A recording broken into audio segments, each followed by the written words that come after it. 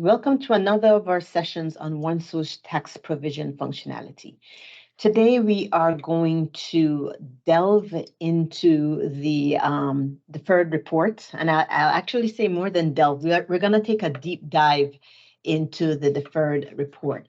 There's so many different ways in which this report can be run. So let's get started. In our option control center, let's start with our filter. So these reports can be run starting out with pre-tax, then going down to all of your different permutations. If you want to run federal only, all in, so federal plus state plus federal benefit of state, just your federal benefit of state only, your state, or your federal plus FBOS. And of course, the different reports that you run will tie into different areas on your tax provision or your effective tax rate. In another session, we kind of go through how all of the different information from the different reports flow from one place to the next.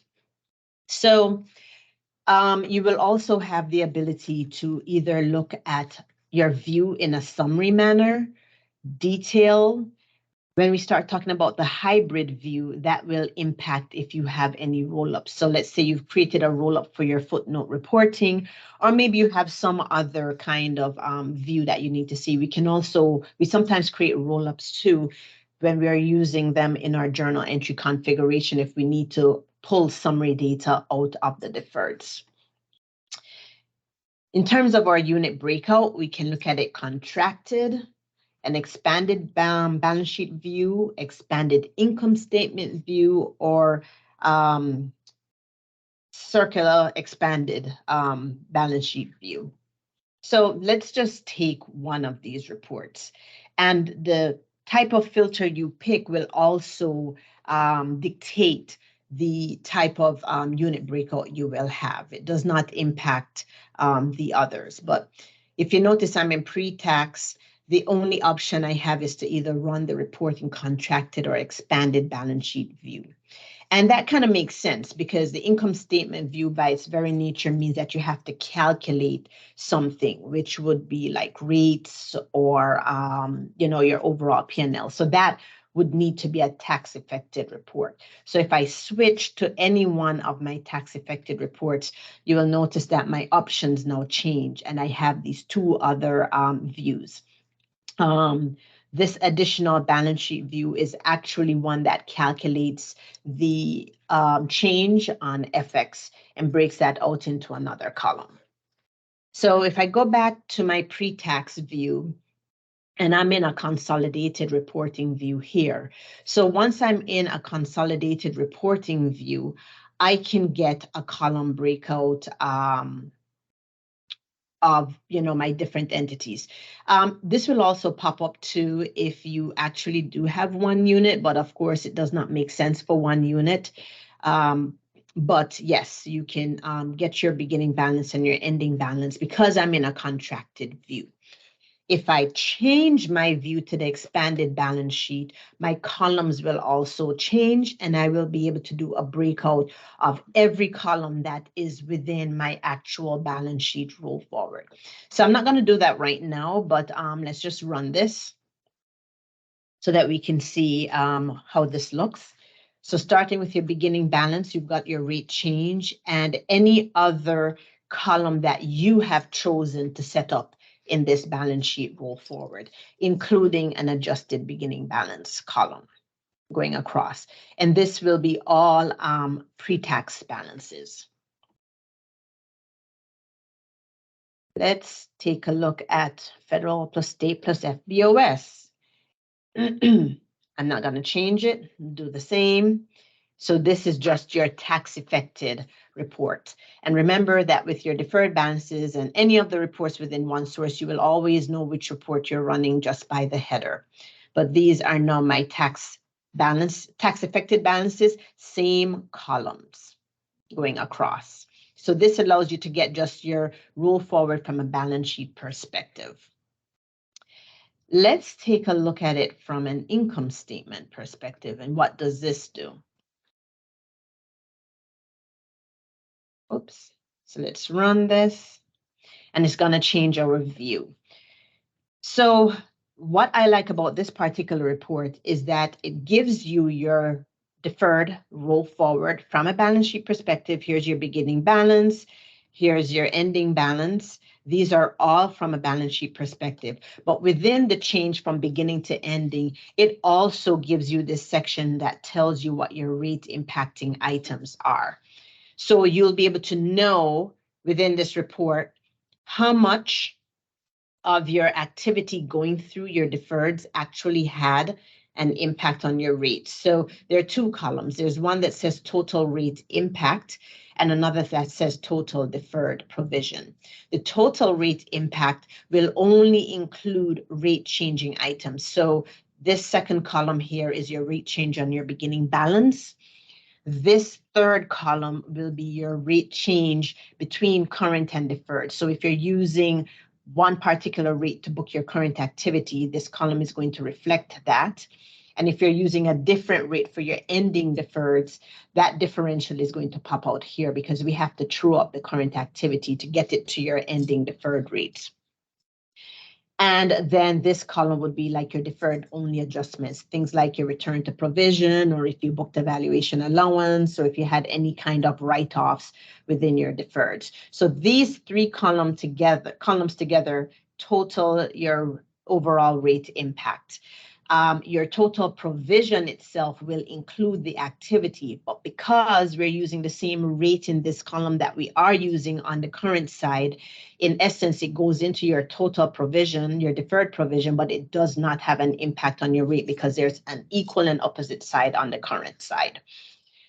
And then there's also a separate breakout that gives you your currency translation adjustment. Now, I am in reporting currency, and because I'm in reporting currency, you will see this. If we had run the report in local currency, you would not get a currency translation adjustment column.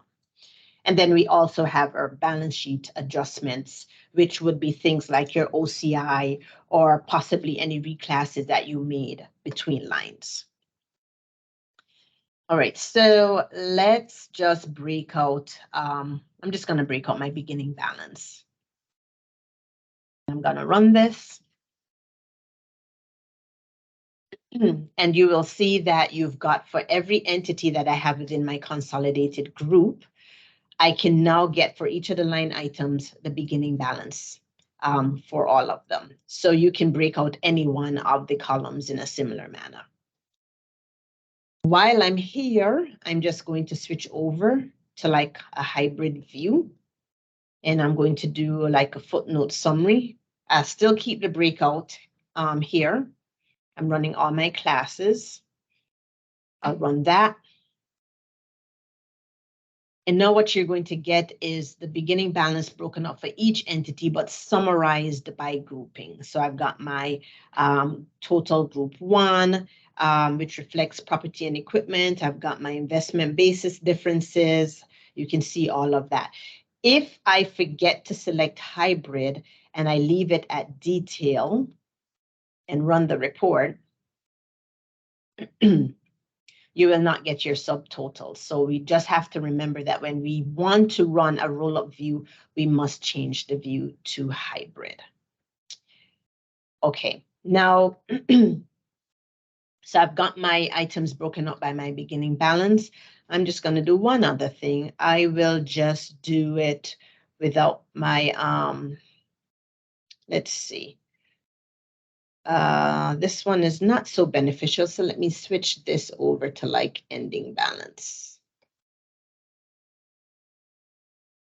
And I will then do like a group without the RTP.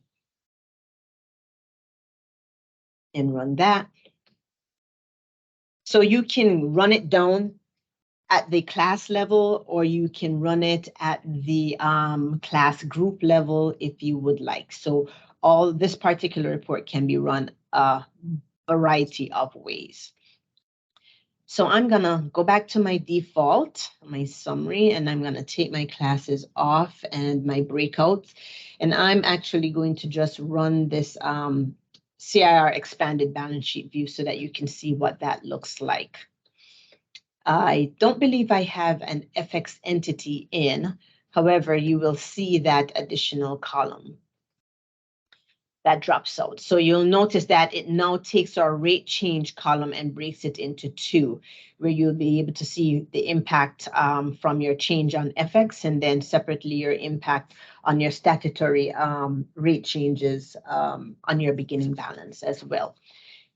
And then it will also have the typical other columns that are your regular balance sheet roll forward view as well.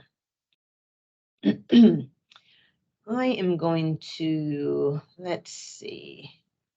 So the one other thing, and I don't believe I have a grouping here that's like that, but if you were to run a sub-consolidation that has a tier, so let's say it's your worldwide subcon broken out by regions, that column breakout would also be available here. You would have the single entity, but you would also have the option to break out by those subgroupings if you wanted to as well.